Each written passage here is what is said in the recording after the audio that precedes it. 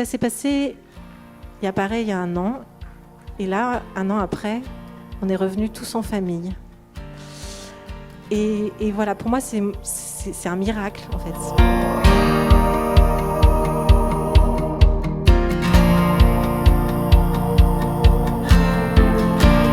Donc, je m'appelle Magali, je suis mariée à Thomas, j'ai des enfants, je suis institutrice, il est garagiste.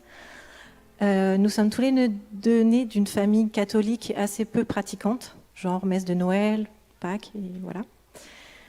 Mais on a fait notre communion, tout comme les autres enfants, mais sans trop vraiment avoir un parcours personnel, plus pour suivre la mouvance familiale. Voilà, donc on s'est mariés religieusement dans ces valeurs qu'on prônait et qu'on aimait bien, mais sans vraiment la présence de Dieu en fait avec nous, juste en faisant les choses du mieux qu'on pouvait avec nos propres moyens. Voilà. Donc pour moi, le but dans la vie, c'était de donner le meilleur de soi-même. Je parlais d'amour parce que je trouvais ça beaucoup plus universel que la religion, qui pour moi était clivante à l'époque. Et je trouvais que du coup ça pouvait parler à tous et que le but dans cette vie, c'était juste de donner le meilleur de soi. Donc voilà notre chemin, et il arrive il y a 2 ans avec une grosse explosion familiale, très très dure.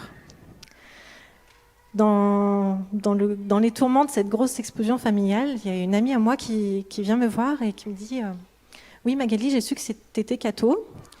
Moi j'aimerais bien découvrir un peu, approfondir un petit peu ce que je ressens, j'ai envie d'approfondir ça, t'irais où à ma place ?»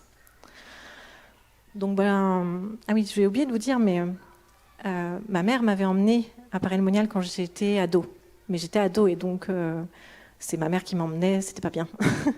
Mais le peu de choses que j'ai pu vivre dans la foi, c'était ici. C'était ici que j'ai ressenti des choses que j'aurais pas trop su décrire, mais j'avais ressenti des choses ici. Donc quand mon ami m'a demandé ça, sans hésiter, je lui dis va à Paray-le-Monial. Ça, je suis sûre que tu vas vivre des choses, c'est certain.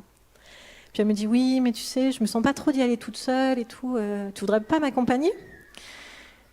Et puis je me suis dit bon, je suis au bord de la séparation, il n'y a plus rien qui va. Au fond, s'il y a bien un endroit où il se peut passer quelque chose aussi pour moi, c'est peut-être bien là-bas.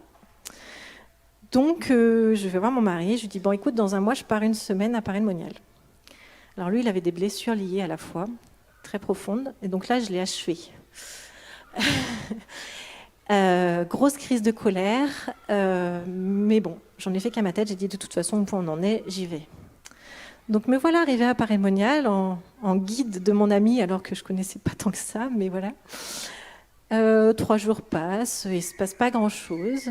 Nous logeons chez des sœurs, et une nuit blanche. Je me sentais vraiment pas bien du tout, au fond du trou. Le lendemain, je vais voir quelqu'un, la tante écoute, je lui dis là, ça va pas du tout, je sais pas ce qui se passe, mais ça ne va pas du tout. Il m'emmène voir un prêtre qui me confesse. Et là, je confesse toutes les choses horribles qui sont passées les 2 années de notre explosion de couple. Et il me donne une prière de libération, me disant maintenant, c'est très simple, il suffit d'arrêter tout ça.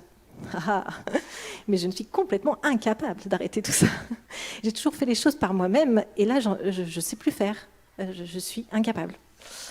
Très bien. Donc je ressors, un petit peu dépitée.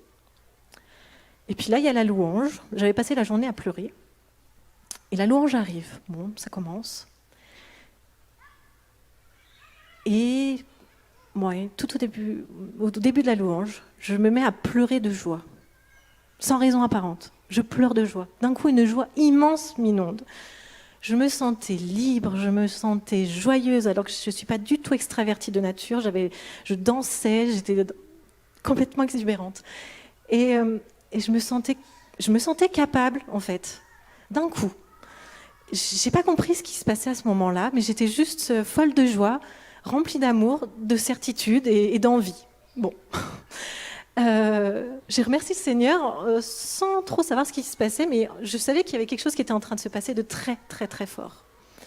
J'ai ressenti une grande miséricorde, une grande guérison. C'était très, très profond, presque indescriptible. Et je rentre chez moi dans cet état-là. Autant vous dire que mon mari, il n'a pas compris. Il n'a pas compris, il a été dans le rejet de ce que je lui ai annoncé. Et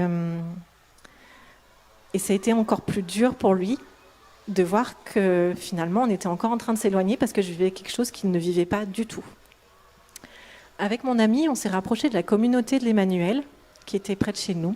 Et tous les dimanches, je suis allée à la messe, toute seule avec elle, parce que je ne pouvais pas faire autrement. Je lui ai dit à mon mari, je lui ai dit, de toute façon, maintenant, ma vie, c'est comme ça, tu me prends comme ça ou pas. Parce que je n'ai pas d'entre-deux à te proposer. Ce que j'ai à vivre, c'est ça, et je le sais. J'y suis allée seule, j'ai proposé à mes enfants, ils sont venus. Puis à force de me critiquer, il s'est dit que finalement, il y a peut-être quelque chose à creuser. Il est venu une fois, puis 2 fois, puis 3 fois. Maintenant, il vient tout le temps. Voilà. Il vient tout le temps avec moi et il a plongé avec moi dans cette joie de connaître le Seigneur, de connaître la joie de le louer, la joie de reposer sur lui. Et donc, voilà, tout ça s'est passé il y a 1 an. Et là, 1 an après, on est revenus tous en famille. Et voilà, pour moi, c'est un miracle, en fait. Parce que si le prêtre qui m'a confessé m'avait dit « tu reviendras l'année prochaine en famille », j'aurais juste pas cru. J'aurais dit « mais en fait, c'est pas possible. Déjà, ce que vous me demandez, j'en suis incapable.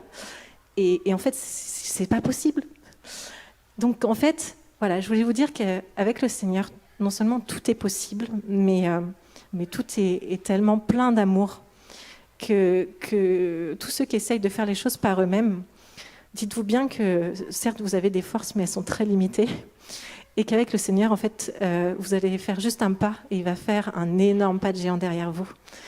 Et en fait, il n'y a rien de plus beau dans la vie que de ressentir ça. C'est allégeant à quel point on peut reposer son fardeau et avancer avec lui. Tout devient beaucoup plus beau.